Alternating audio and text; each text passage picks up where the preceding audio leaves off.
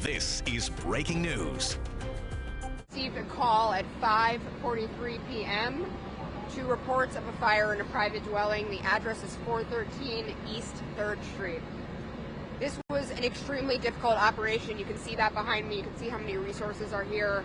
We had high winds tonight, and that really contributed to the fast spread of fire, and there was a lot of fire on arrival for our first arriving units.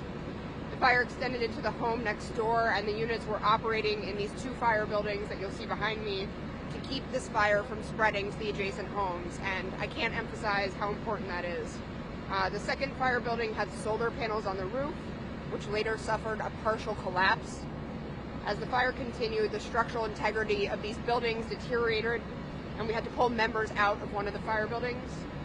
At this time, we have one patient. That patient is seriously injured and was transported to Mondes, will be transported to Cornell to treat their injuries.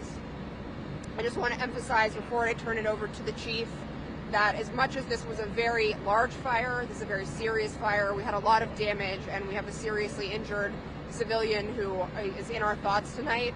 This was a very difficult operation, and it is thanks to the hard work of our members, EMS and fire together, that we did not see damage to the additional adjacent buildings and that we don't have more patients tonight. So there really was incredible work in very difficult conditions. It's getting colder, as you can see, and the wind has picked up. And I'd like to hand it over to Chief Woods to expand on what those members did tonight in this great job. Hello, good evening. Thank you, Commissioner. So we had heavy fire on this three-story, 413 East 3rd is a three-story private dwelling with a peaked roof. It's a wood frame building, so we had rapid extension. Fire started on the first floor, we believe, in the rear, and it rapidly extended to the second floor into the attic space, and also to the building next door, 411, the building to the right, which we designate as exposure 2. And we had fire on all three floors, including the cellar of that building. Our members moved in very aggressively, very deliberately, with multiple hand lines, and we were able to find one victim on the first floor in the rear. We took that victim out. We handed that victim over to, the occupant was handed over to our EMS personnel and taken to an area hospital. We had to pull our members out of this building due to the structural stability. Again, a lot of voids, old wood frame building, and eventually we went to 4 tower ladders. So this fire now will hold. We're looking at hot spots. We're using our technology, we're using our drone systems to identify some of these hot spots from the air, and we have thermal imaging cameras on these drones as well. I'll turn it over to EMS, who can talk about the patient that was removed from the building. Good evening. Upon arrival, we were able to transport one patient to Mondes Hospital in serious condition, and they are being treated and probably will be moved to a burn center at Cornell at this time. Okay. Gonna open up some questions. 611.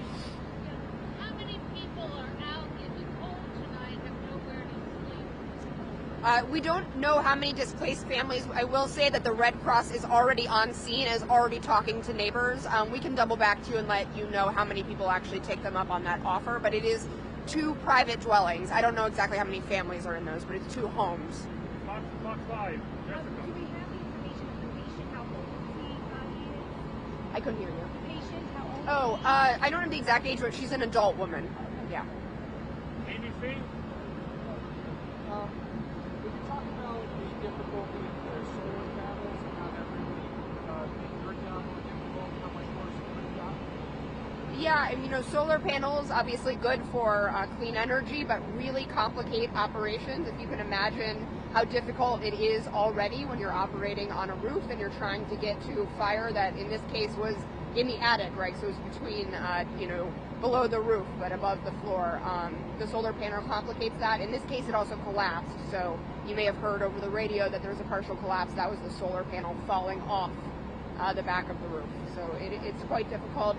It requires sometimes additional tools to get through those panels and actually get to where the fire is at so that we can put it out. And maybe at some point we will show the drone footage from this job. You can see not only how difficult it actually is to, how much equipment is involved, how much time and effort, and what is really going on the roof, but you also see how these drones contribute tremendously to our ability to do that and to the member safety who are, in the bucket or actually in the home at the time. NBC? Specific about this fire, about fumes, and then at some point smoking on like gas, which is really noxious air, and people were wearing masks. I did not hear that. This is a private dwelling, so there's no reason to think that there's anything in particular. This isn't, say, an industrial building. Obviously, once we are able to get inside, which we are not right now, we would know if there was anything unusual, but I would say, the type of smoke that you're seeing, the smoke condition that you saw here tonight when you arrived, is normal for a fire of this size, and so it is most likely regular smoke from a regular fire. Boring from CBS? Not at this time. Yeah, we're not able to get into the building right now due to the integrity. The marshals are here on scene, so once we can get in the building, we'll have a better idea of what happened. Denise, hello? No, at this time we have no injured members, gratefully. New York 1, Lewis?